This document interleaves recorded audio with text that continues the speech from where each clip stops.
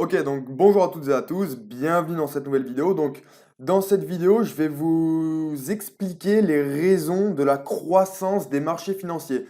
Pourquoi est-ce qu'au long terme, les marchés financiers connaissent une croissance fulgurante? Donc, on va regarder pour cela un exemple assez symptomatique de ce que je vais vous expliquer. C'est le SN je vais vous parler du S&P 500. Donc le S&P 500, c'est un des principaux indices mondiaux. Donc c'est un indice boursier basé sur comme c'est écrit, sur les 500 plus grandes sociétés cotées sur les bourses aux États-Unis. Donc un indice boursier, je le rappelle rapidement, c'est tout simplement un panier d'actions cotées en bourse pour synthétiser les choses. Et comme vous pouvez le voir sur le graphique du S&P 500, on voit qu'au long terme, la tendance de fond, c'est une croissance très notable du cours de l'indice. Et pour bien illustrer le fait que c'est pas un cas atypique, je vais maintenant vous montrer le cours du FTSE au long terme. Donc le FTSE, le FTSE 100, voilà, le FTSE, c'est le principal indice boursier britannique. Encore une fois, on retrouve cette tendance de fond. Maintenant, si je vous parle du DAX allemand, donc on retrouve la même tendance de fond et il en est de même pour la plupart des grandes bourses mondiales. Donc moi, dans cette vidéo, mon objectif, c'est de vous expliquer les raisons de la croissance des marchés financiers. Donc la première explication, alors c'est le cumul de toutes les explications que je vais vous donner qui expliquent globalement la croissance des marchés financiers sur le long terme. Mais la première raison qui est évidente, c'est la croissance des bénéfices des entreprises. En fait, le cours boursier des sociétés cotées suit en général l'évolution des bénéfices des sociétés. Donc si globalement la croissance organique, enfin bon, des entreprises est de 10% par an, le cours boursier va croître en moyenne de 10% par an.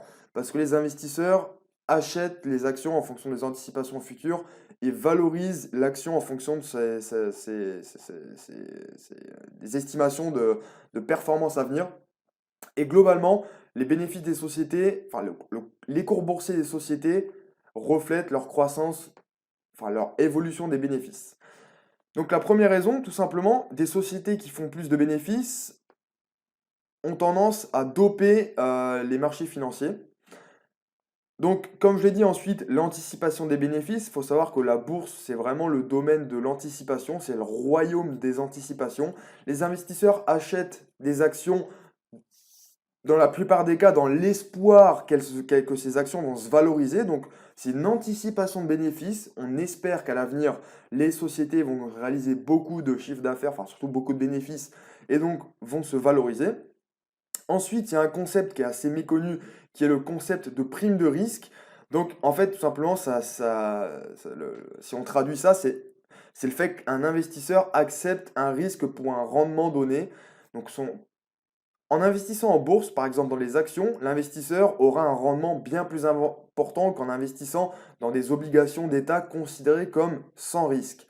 Ben, la différence entre un investissement sans risque et un investissement qui présente plus de risques, ben, c'est le concept de prime de risque. Un investissement sans risque plus la prime de risque, ça constitue le rendement de l'investissement qu'accepte de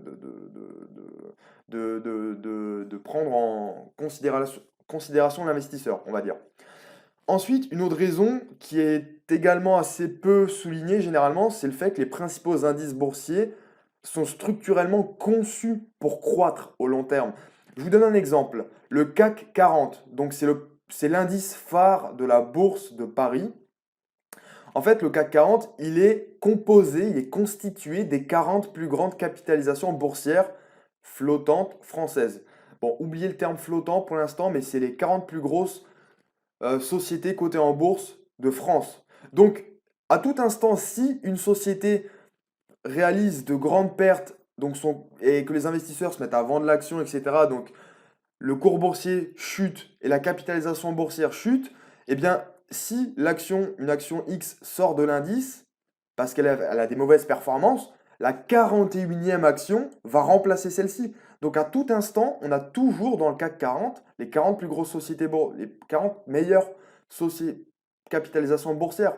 Donc à chaque instant, on a toujours les 40 meilleures sociétés, on va dire. Donc structurellement, les indices sont faits pour croître au long terme, puisqu'on garde entre guillemets les meilleurs. C'est exactement la même logique pour le S&P 500 que je vous ai montré en début de vidéo. Ensuite, il faut savoir que l'investissement en bourse est de plus en plus accessible. Maintenant, aujourd'hui, il faut savoir que tout le monde peut investir en bourse. C'est accessible depuis chez soi avec une connexion Internet. Et l'information est de plus en plus accessible également.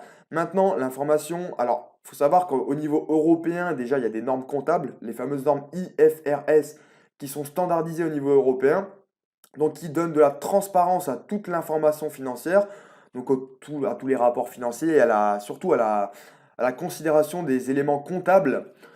Donc l'information, elle est standardisée, elle est de plus en plus accessible. On peut à tout instant, en deux trois clics, trouver les bilans comptables, les comptes de résultats, les tableaux de flux de trésorerie de n'importe quelle société cotée en bourse. Parce que toutes les sociétés cotées en bourse, il faut savoir qu'elles ont une obligation de transparence vis-à-vis de leurs éléments financiers et de leurs rapports. Donc c'est une information qui est de plus en plus accessible et donc l'investissement en bourse peut se faire de manière accessible et transparente. Ensuite, une autre chose assez importante, les frais de courtage sont devenus très très très faibles, très avantageux, très accessibles également. Il faut savoir qu'auparavant, il y a peut-être 15 ou 20 ans, pour acheter des actions en bourse, c'était complexe, il fallait appeler sa banque ou se rendre en agence bancaire. Les frais de courtage étaient élevés, les transactions étaient paralysées immédiatement, etc. Donc c'était beaucoup plus complexe, l'information était moins disponible. Il faut savoir que l'avènement d'Internet a révolutionné en partie le domaine de l'investissement. Ensuite, un autre élément, la fiscalité des revenus boursiers est avantageuse. Alors, en l'occurrence, pour la France, je parle exclusivement du PEA, le plan d'épargne en action, dont la fiscalité est avantageuse, même si elle a tendance à l'être de moins en moins malheureusement. Mais globalement, investir en bourse, ça reste avantageux. Ensuite, il y a également un autre élément qui est assez important. On connaît depuis une dizaine d'années un essor assez fulgurant des ETF, donc les Exchange Traded Funds. Donc typiquement, enfin littéralement des fonds échangés en bourse. Ces ETF investissent régulièrement dans les grands indices boursiers. Donc les ETF, ce sont des fonds indiciels. Donc ce sont des fonds d'investissement qui achètent, qui achètent des indices, les actions qui, qui composent des indices boursiers, comme le CAC 40. Il y a des ETF qui suivent le CAC 40. Donc ce sont des fonds indiciels qui achètent toutes les sociétés du CAC 40 dans les mêmes proportions pour répliquer la performance du CAC 40. Donc les ETF sont des fonds indiciels qui répliquent la performance des indices qu'ils suivent. Et c'est une très très très belle manière d'investir en bourse qui est très rentable, très passive et très facile. Il n'y a besoin d'aucune connaissance pour acheter des ETF. Et c'est là tout l'avantage des ETF. Et c'est une manière d'investir qui prend énormément d'ampleur. Et vous avez probablement déjà entendu parler de Vanguard ou de BlackRock. Ce sont les principaux gestionnaires d'ETF au monde. Eh bien, il faut savoir que les ETF prennent énormément d'ampleur et c'est une manière très simple d'investir en bourse. Et ces ETF investissent régulièrement dans les grands indices boursiers, donc comme le CAC 40, le S&P 500, etc.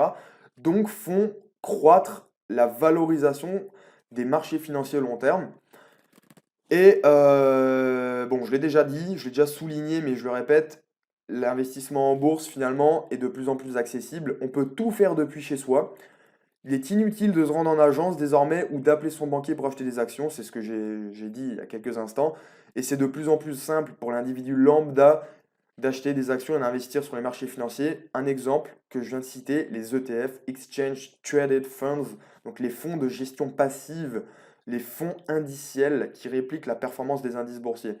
Donc c'est la concomitance de l'ensemble, de l'intégralité de ces facteurs qui explique en grande partie pourquoi les marchés financiers connaissent une telle croissance au long terme.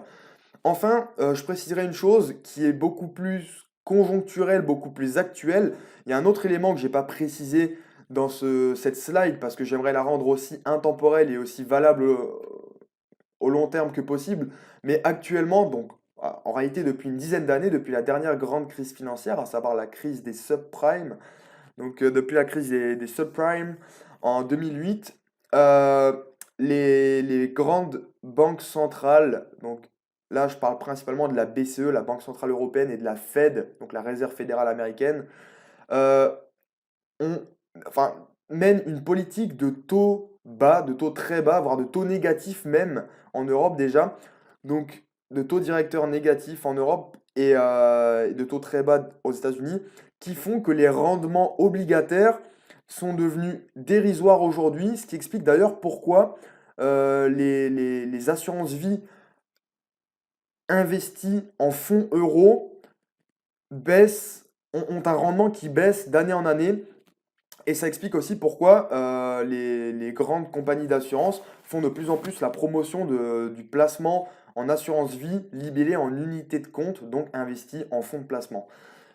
Donc voilà pour la petite parenthèse d'actualité, disons. Toujours est-il que ces grands principes expliquent très grande partie, dans très grande partie, la croissance des marchés financiers au long terme. Donc voilà, je ne vais pas m'éterniser davantage sur cette courte vidéo, qui j'espère sera instructive pour vous. Donc comme d'habitude, si vous avez des questions, posez-les moi, je répondrai avec grand plaisir. Si vous avez des commentaires, ben, postez-les. Je les consulterai également. Si la vidéo vous plaît et que vous avez appris des choses intéressantes, mettez un pouce bleu, ça me soutiendra et ça me permettra de savoir que le contenu vous plaît et ça me permettra d'orienter les sujets de mes vidéos à l'avenir. Et ben, n'hésitez pas à partager cette vidéo également et à vous abonner à la chaîne si ce n'est pas déjà fait et que le contenu vous intéresse. Voilà, merci, ben, écoutez, je vous dis à bientôt.